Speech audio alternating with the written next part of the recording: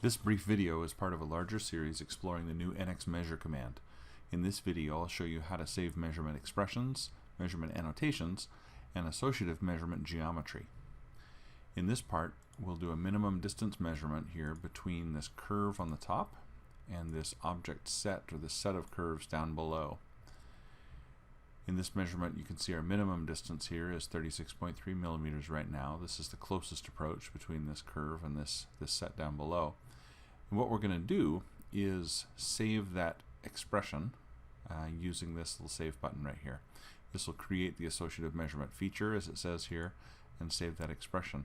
Right next to it is an annotation save.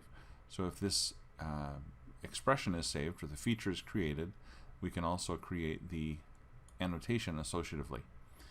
If we're not saving the expression, we can create the annotation, but it will be non-associative. We need to save the feature in order to preserve any associative results from the measure. So we'll save the feature, that'll create the expression. We'll save the annotation, that'll create a little label and annotation here on the screen at the same time. You may have noticed the little three arrows here. This will actually expand this a little more to some less frequently trafficked functionality here. One of these is creating associative geometry relative to this measurement here. So for this minimum distance, this will create a line in between these two contact points and make that associative. Here again, if we're not saving the feature, then we can create non-associative geometry here if we want to. But we want to create associative geometry, so we'll save that expression. You may note this last one lighting up when we save the expression. If we're saving the expression, we can then create a requirement check against that expression, but we won't do that in this example. So here we'll save the expression, we'll save the annotation, and we'll save the associative geometry of these, and we'll see that here in this feature. So again, this measure feature here, we have an associative expression that's saved. We see the annotation out here on the screen, and the line geometry here actually is also associative. We'll see that work here as we edit the spline. So as we edit the spline data here, move it kind of like this, we'll have a closer approach somewhere on this side now. As we say OK, we'll see that measurement update.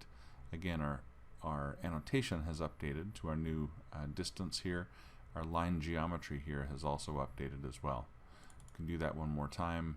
Grab that, say, and bring it maybe down to here. That might jump to that lower spot. Yep, sure enough.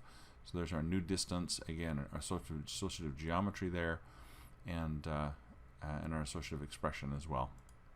Okay, so that's a distance example. Here's a example with a different kind of geometry. This one is a counterweight from a crane, for instance.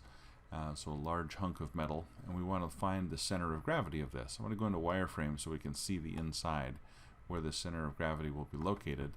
As we do this measurement here, I want to use the solid body here. So I'll select that solid body, and as we do that, again, we get a long list of mass properties that we can choose here. For the center of gravity, again, we can choose to save that center of gravity measurement.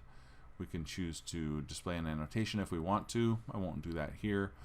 And then create geometry associative to that measurement. This will create a point at that center of gravity relative to this expression right here. Okay.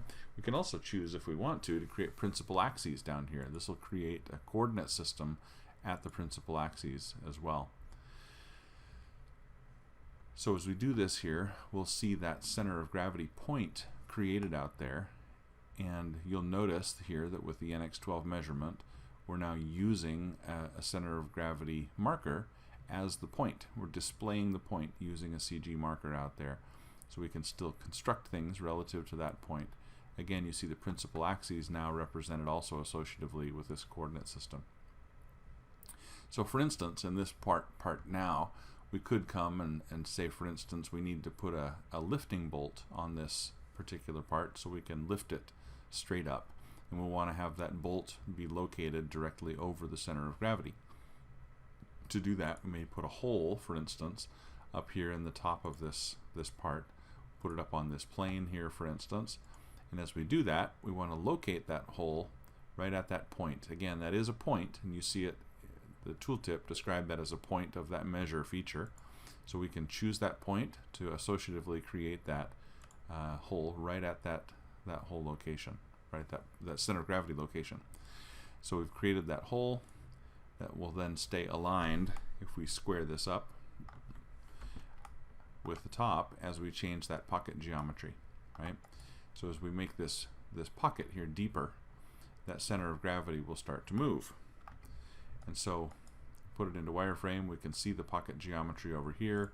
This part has a product template interface on it, so we can see that pocket depth and the resulting mass after we change it. So as we change this pocket depth, for instance, and hit enter here, we'll see that center of gravity location move as we remove material from the part, right? So there we see that move. We can do that again. We'll make a more dramatic move here to 10 inches of depth, so we'll roughly double the depth of the pocket.